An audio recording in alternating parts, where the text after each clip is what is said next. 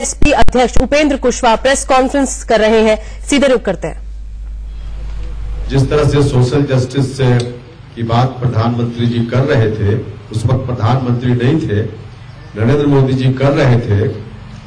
हमारी party social justice के प्रति कमिटमेंट रखती है और पिछड़ा नेतृत्व भी नरेंद्र मोदी जी का, तो हम लोग आकर्षित हुए थे और उम्मीद हम लोगों ने की थी कि श्री नरेंद्र मोदी जी प्रधानमंत्री बनेंगे तो देश को एक ऐसी सरकार मिलेगी जो सरकार जिम्मेवारी के साथ सोशल जस्टिस के प्रति अपने वादों को याद रखेगी और काम करेगी। साथ ही साथ बिहार के लोगों की विशेष आशाएं जगी थी। स्पेशल पैकेज की बात की गई थी। श्री नरेंद्र मोदी जी ने खुद घोषणा की थी कि स्पेशल पैकेज बिहार को मिलेगा।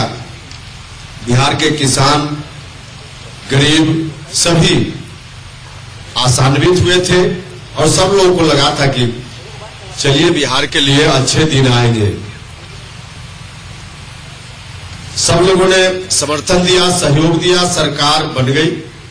श्री नरेंद्र मोदी जी हिंदुस्तान के प्रधानमंत्री बन गए। उस मंत्री परिषद में एनडीए गठबंधन का हिस्सा होने के कारण मैं भी मंत्री परिषद का सदस्य बना, मुझको भी सदस्य बनाया गया। तब से जो आज तक मैंने देखा है, जो मेरा खुद का अनुभव है, जो उम्मीद थी हमारी और बिहार के लोगों की विशेष रूप से, उन उम्मीदों की कसौटी पर नरेंद्र मोदी जी प्रधानमंत्री के रूप में खरा नहीं उतर पाए। स्पेशल पैकेज की बात की गई बिहार के लिए, कुछ भी ऐसा नहीं हुआ जिससे बिहार के लोगों का विकास अलग से दिख सके। बिहार आज भी वही खड़ा है जहां पहले था।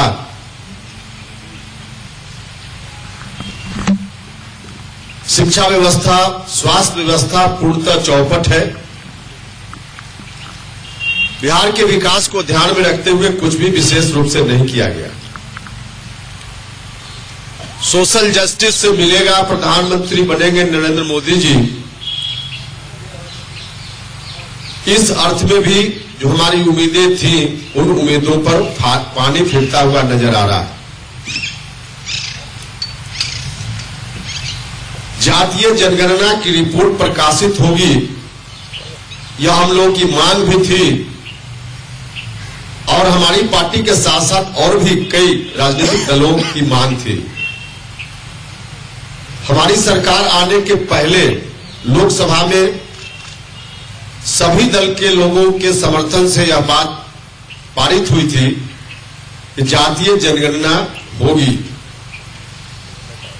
जब हमारी सरकार, एनडीए की सरकार आई, तो कहा गया कि जातीय जनगणना का काम पूर्ण रूप से नहीं हुआ, इसमें कई तरह की गड़बड़ी भी है। हम लोगों ने कहा कि इन गड़बड़ियों को सुधारिए और रिपोर्ट को प्रकाशित कीजिए, सार्वजनिक कीजिए। लेकिन अब तक उस पर कुछ नहीं किया जा सका। अब तो उस काम को रोक भी दिया गया है, जबकि हजारों करोड़ रुपए खर्च हो गए और हुआ कुछ भी नहीं। देश भर के जो ओबीसी कम्युनिटी के लोग हैं आज निराश है। और गणना होती तो एक आंकड़ा आता, जिन आंकड़ों के आधार पर विकास, ओबीसी के विकास के एजेंडे या कार्यक्रम तय किए जाते, सरकार को भी सहूलियत होती, लेकिन यह काम नहीं हो सका। नतीजा है कि ओबीसी आज ठगा हुआ महसूस कर रहा है। कई बार कई मुद्दों पर कोर्ट का हवाला देते हुए सरकार की ओर से कहा गया कि कोर्ट के कारण कुछ मामलों में ओबीसी या दलितों को जस्टिस देने में कठिनाई हो रही है। उदाहरण के लिए सेंट्रल यूनिवर्सिटीज में टीचर्स की बहाली यह बात सच है कि किसी कोर्ट ने कुछ कहा, लेकिन कोर्ट ने जब कहा सरकार उसमें हस्तक्षेप कर सकती थी।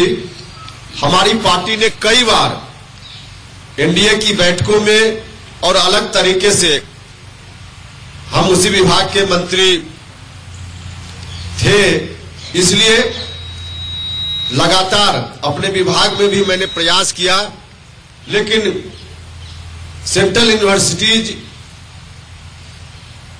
जितनी जल्दी उनसे संभव हो सकता था वैकेंसी लोग निकालने लगे। पहले वैकेंसी रिक्रूटमेंट का काम, भरने का काम 6 महीना, 7 महीना, 10 महीना लगता था। बहुत धीमी गति से यह काम होता था।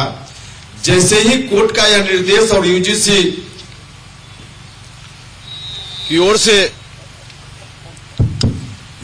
की ओर से यह निर्देश गया, सभी सेंट्रल यूनिवर्सिटीज ने लगा जैसे पहले से इंतजार में हो इस आदेश के लिए, और तुरंत वैकेंसीज आने लगी, बहाली शुरू हो गई। ओबीसी की हकमारी बड़े पैमाने पर होने लगी, क्योंकि जो बात कही गई थी, जो आदेश जारी हुआ था, उसके अनुसार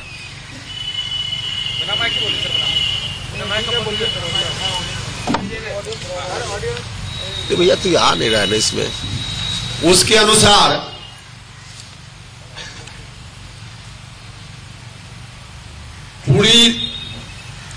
पूरा जो सिस्टम यूनिवर्सिटी का होता है, तो यूनिवर्सिटी को यूनिट नहीं मानकर, एक डिपार्टमेंट को यूनिट मानकर वैकेंसीज निकाली जा रही थी। अब इसके चलते डिपार्टमेंट वाइज वैकेंसी निकलने के कारण उसमें रिक्तियों की संख्या इतनी कम होती है एक विभाग में कि सभी सेक्टर का रिप्रेजेंटेशन अकॉर्डिंग टू रूल हो नहीं सकता था। तो नतीजा हुआ कि ओबीसी का हित बड़े पैमाने पर होने लगा, उनके साथ इनजस्टिस होने लगा। बाद में जब कहीं कहीं से बात उठी और हमने भी हस्तक्षेप किया पार्टी की ओर से, तो फिर जल्दी में एसएलपी दायर किया गया और कहा गया कि एसएलपी सरकार ने दायर किया है, और फिर लोकसभा में हमारे विभाग के कैबिनेट मिनिस्टर ने अनाउंस किया कि इस रिक्रूटमेंट को फिलहाल हम लोग रोकते हैं। तब तक बहुत सारी बहाली हो गई थी और इनकी नीयत का पता चलता है कि दबाव चारों तरफ से हुआ, तब जाकर इन्होंने रोक लगाने की बात की। यह भी कहा गया था हमारे प्रधानमंत्री जी की ओर से और सरकार की ओर से कि ओबीसी में जो ज्यादा पिछड़े हुए हैं, उसी कैटेगरी के अंदर ईबीसी है, अत्यंत पिछड़ा वर्ग के लोग, उनका वर्गीकरण करते हुए उनकी हिस्सेदारी अलग हम सुनिश्चित करेंगे ताकि उनको लाभ मिल पाए, जो लाभ से ज्यादा वंचित है अभी तक। एक कमीशन बनाया गया समय पर, क्योंकि उनको डाटा नहीं उपलब्ध कराया गया तो रिपोर्ट नहीं आ पाई, फिर से उसका टेन्योर बढ़ाया गया। अब अंतिम रूप से बढ़ाते मई, अगले साल मई महीना तक उसके कार्यकाल को बढ़ा दिया गया है। तब तक इस सरकार का वर्तमान कार्यकाल पूरा हो जाएगा, तो इससे उनकी मंशा स्पष्ट होती है। तो इस तरह से इन मामलों में, सोशल जस्टिस के मामलों में भी इनका रवैया यह दिखा मुझको, और दूसरी ओर सरकार में रहते हुए सामाजिक न्याय का जो एजेंडा है उससे लगातार बचने का प्रयास हुआ, और जो आरएसएस का एजेंडा है उसको लागू करने की कोशिश हुई, और लगातार छुप कर आरएसएस के एजेंडा को लागू किया गया। तो आरएलएसपी के प्रमुख उपेंद्र कुशवाहा की जबरदस्त नाराजगी केंद्र सरकार से, और इसी के तहत उन्होंने इस्तीफा भी दिया। केंद्रीय मानव संसाधन राज्य मंत्री के पद से उन्होंने इस्तीफा दिया और प्रेस से मुखातिब होते हुए यह आरोप लगा दिया कि प्रधानमंत्री मोदी बिहार की जनता पर खरे नहीं उतरे हैं, और साथ ही बिहार को लेकर जो आश्वासन दिया गया था वो आश्वासन बस आश्वासन ही रह गया, कोई मांग पूरी नहीं की गई। विशेष राज्य का दर्जा उठाया कि ये भी नहीं हुआ, और साथ ही ये भी कहा कि 2019 को लेकर जो सबसे बड़ी नाराजगी थी उपेंद्र कुशवाहा की 2019 को लेकर सीट बंटवारे को लेकर थी।